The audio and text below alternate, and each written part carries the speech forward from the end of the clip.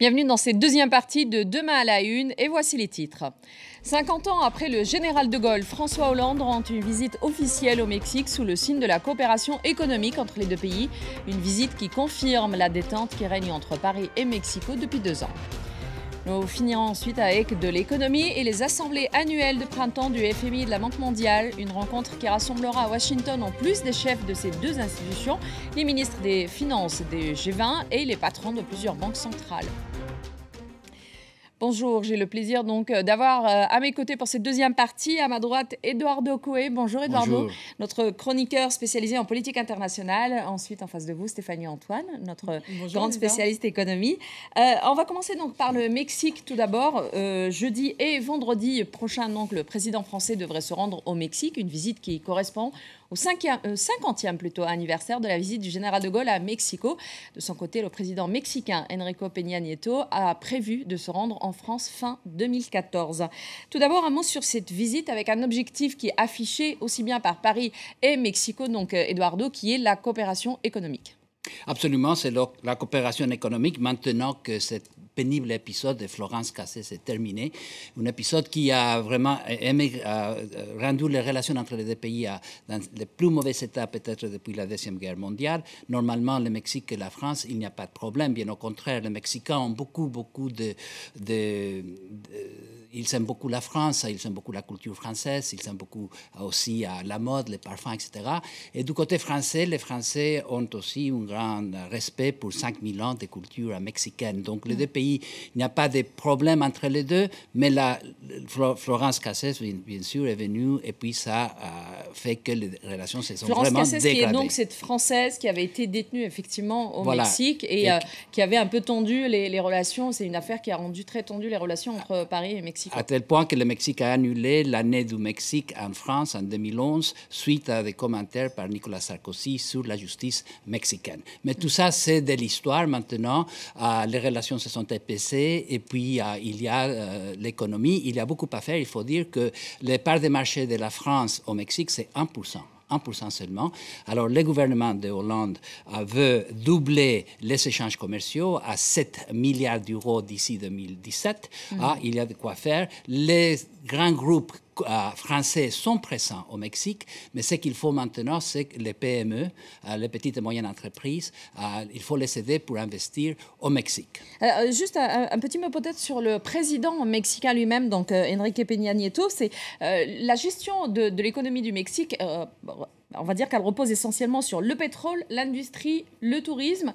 Et comment s'en sort ce président avec tout ça ? Mais écoutez, il a beaucoup de surprises chez Peña Nieto.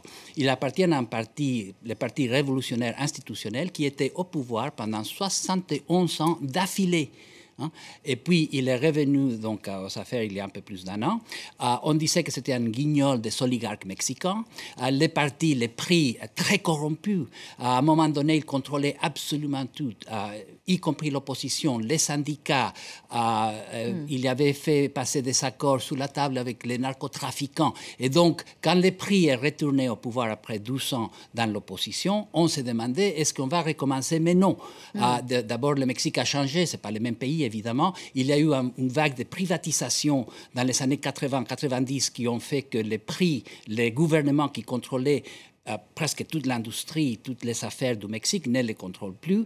La presse est beaucoup plus libre et donc les Mexicains sont mieux instruits, mieux éduqués et donc ce n'est pas les mêmes pays. Et lui, il a commencé une série de réformes qui sont absolument étonnantes. La première d'entre elles, c'est l'ouverture de l'industrie pétrolière à la concurrence étrangère. Alors là, au Mexique, c'est très important parce qu'en 1938, Lázaro Cárdenas, qui est considéré comme le père de la nation moderne mexicaine, avait nationalisé le pétrole et les Mexicains ont vécu ça comme une deuxième indépendance, surtout des États-Unis. Alors, juste avant d'arriver aux États-Unis, je me retourne vers vous, Stéphanie, pour parler justement de la France et du Mexique. Donc, la France est le 4e investisseur européen au Mexique, donc ce n'est pas non plus le premier. Les entreprises françaises, il y en a, il y a Airbus, il y a Danone, etc. Il y en a 400, d'après ce que voilà, sur qui le sont site il y en a qui sont très actives, mais la France espère aujourd'hui revenir avec d'autres secteurs, l'aéronautique entre autres. L'aéronautique et puis surtout, comme disait Eduardo tout à l'heure, des PME, parce que bon, les gros, ils sont évidemment, vous retrouvez les gros du CAC 40, hein, Danone, Airbus, européenne, hein, Alcatel, Alstom, donc dans le transport, dans les télécoms, on y est, hein, la France y est.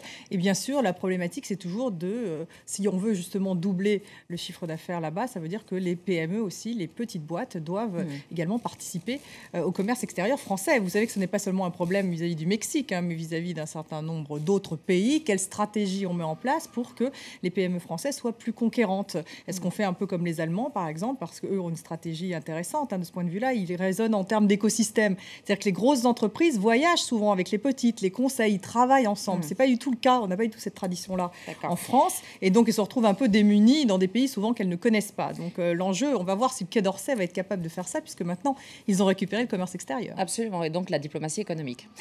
Voilà. Alors, je me retourne vers vous. En très, très peu de temps, le Mexique est donc la deuxième force économique en Amérique latine, mais dépend beaucoup des États-Unis. Quel poids représente réellement la France aujourd'hui? Mais aujourd'hui, il y a très peu. Mais il y a une chose qui est très intéressante. Pour les Européens, pour les Français qui entrent au Mexique, c'est une porte ouverte aux États-Unis à cause des traités de libre-échange. Le Mexique, tout de même, 116 millions d'habitants, ce n'est pas n'importe quoi. C'est une classe moyenne qui monte. L'économie du Mexique se porte plutôt bien. Donc, c'est un énorme marché. Et il y a beaucoup d'opportunités, mais il faut aller les saisir. Il ne faut pas oublier non plus que parmi les réformes de Peña Nieto, c'est qu'il a laissé l'entrée des Chinois dans l'économie mexicaine, chose qui n'était pas faite par ses prédécesseurs. Merci beaucoup, Eduardo. Nous allons finir avec l'économie, mais un peu plus mondiale cette fois-ci, les assemblées annuelles du printemps, cette fois-ci donc du FMI et de la Banque mondiale, c'est du 10 au 13 avril. Tout d'abord, le FMI avant nous avait appris que l'économie mondiale s'était plus ou moins apaisée, que les choses se sont stabilisées depuis la crise de 2008, mais Christine Lagarde, qui est donc la directrice générale, dit par contre que ce qui se passe en Ukraine risque quand même, avec d'autres crises géopolitiques, de peser sur l'économie mondiale. Est-ce que ça fait un peu partie du top 3 peut-être de ce qui va être débattu pendant cette rencontre? En tout cas, ça en fera partie le dossier ukrainien. Hein. Ça fait partie des risques géopolitiques dont on parle lors de ce type d'assemblée annuelle pour savoir quels impacts ils vont avoir sur la croissance. De manière un peu plus large, vous avez en fait la publication du rapport, le World Economic Outlook, qui est donc le rapport sur l'économie mondiale, donc qui en fait qu'on a à la fois pendant les assemblées annuelles du printemps et de l'automne, qui donne vraiment un panorama de la macroéconomie mondiale avec les différents risques. Donc là, si vous voulez, les questions, c'est est-ce que la reprise en Europe va être plus ou moins robuste? Est-ce que la reprise aux États-Unis sera également plus ou moins robuste? Et où en est-on avec les pays émergents, puisqu'aujourd'hui, ils connaissent donc un affaissement de la croissance. Donc, quels sont les risques? Donc tout ça sera défini mardi prochain dans le rapport sur l'économie mondiale. Alors, justement, il y a la Banque mondiale qui a augmenté, elle, sa force de frappe, on va dire, financière, notamment à destination justement des pays émergents dont vous venez de parler, Stéphanie, comme la Chine, le Brésil, etc. Et l'objectif, c'est atteindre l'éradication de la pauvreté d'ici 2030. Voilà, ça c'est l'objectif du nouveau président de la Banque mondiale, le président Kim. Il veut éradiquer, donc réduire, en tout cas diminuer, même totalement l'annihiler, la très grande pauvreté. Et puis il veut également réformer, un peu comme l'avait fait le FMI d'ailleurs du temps de Dominique Strauss-Kahn, réformer donc la Banque mondiale, en faire une plus petite Banque mondiale. Donc ça va être vraiment les deux sujets la semaine prochaine. Déjà, il a augmenté les capacités de la Banque mondiale à faire des prêts justement à ces pays comme la Chine, l'Inde, les pays émergents et un certain nombre de pays où vous avez de la très grande pauvreté. Et puis en parallèle, il est en train de mettre en place une véritable réforme structurelle au sein de la Banque mondiale pour justement qu'elle soit plus efficace et plus petite. Donc vous avez vraiment deux démarches et évidemment, il en sera question la semaine prochaine. Alors parmi les participants, on disait donc la BCE, la Banque centrale européenne. Il y a son directeur, l'Italien Mario Draghi, qui enregistre aujourd'hui ce qu'on appellerait un échec conjoncturel dont on parle aujourd'hui. Alors on dit que l'institution est incapable de tenir l'objectif en matière d'inflation. Alors on ne parle pas encore de déflation, c'est un peu le gros mot à ne pas sortir, mais aujourd'hui, le FMI appelle à assouplir la politique monétaire. Qu'est-ce que cela veut dire ? Oui, alors si vous voulez, Mario Draghi, il a les mains liées, entre guillemets, puisqu'il y a un objectif d'inflation à tenir de la part de la Banque centrale européenne qui est 2%. Aujourd'hui, on est un peu en dessous, on est plutôt entre 1,5 et 2%. Donc effectivement, Christine Lagarde, elle dit qu'il y a des risques de déflation. Qu'est-ce que c'est que la déflation ? C'est la baisse généralisée des prix, c'est-à-dire baisse des prix, mais aussi baisse des salaires. Donc ça, évidemment, ça entraîne une récession. C'est extrêmement négatif. Donc il y a un petit risque. Pour l'instant, Mario Draghi, en tout cas, lors de la dernière réunion du comité monétaire, a dit que pour le moment, les risques n'étaient pas suffisants pour qu'ils mettent en place une politique de soutien plus importante de l'économie. Mais d'un autre côté, il faut voir que les marchés ont bien réagi parce qu'ils ne l'excluent pas. C'est-à-dire que si ils pensent que les risques deviennent un peu plus évidents, et bien à ce moment-là, il pourra donc acheter des titres, par exemple, auprès de sociétés privées pour justement faire ce qu'on appelle une politique plus accommodante et donc soutenir l'économie. Il ne l'exclut pas, donc il n'a pas été aussi radical. Et il faut d'ailleurs savoir que le patron de la Banque centrale allemande, lui, a dit qu'il y avait des risques de déflation en Europe, ce qui est quand même un signal assez intéressant, puisqu'en général, les Allemands font extrêmement attention à l'inflation. Donc de dire qu'il y a un risque de déflation, c'est que tout de même, il y a un petit risque et qu'effectivement, peut-être que la prochaine fois, Mario Draghi mettra en place une politique plus accommodante de la part de la Banque centrale européenne. Est-ce que le dossier grec va être aussi sur la table? Alors on parle aujourd'hui de Athènes qui reviendrait éventuellement sur les marchés. La semaine prochaine, ils en parleront probablement. C'est vrai que le Premier ministre... C'est la fin de la crise grecque? On passe à autre chose? Enfin, en tout cas, c'est vrai que lorsque la Grèce reviendra se financer sur les marchés, ça sera, je dirais, la fin d'une parenthèse de 4 années, puisque ça fera 4 ans, et ça devrait avoir lieu au mois de juin, si les conditions du marché le permettent. C'est ce qu'a dit le Premier ministre grec.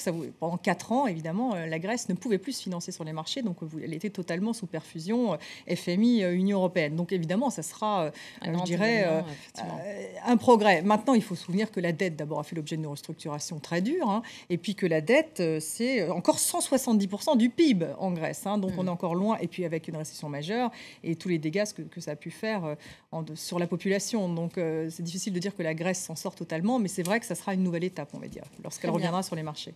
Donc du 10 au 13 avril, ce sera donc les assemblées annuelles printemps du FMI et de la Banque mondiale à suivre de très près, entre autres avec vous Stéphanie dans votre émission. Merci beaucoup.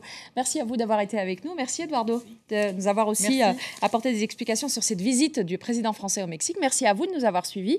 Je vous retrouve la semaine prochaine à la même heure. En attendant, n'oubliez pas, l'avenir n'est qu'un présent qui s'ignore. Au revoir.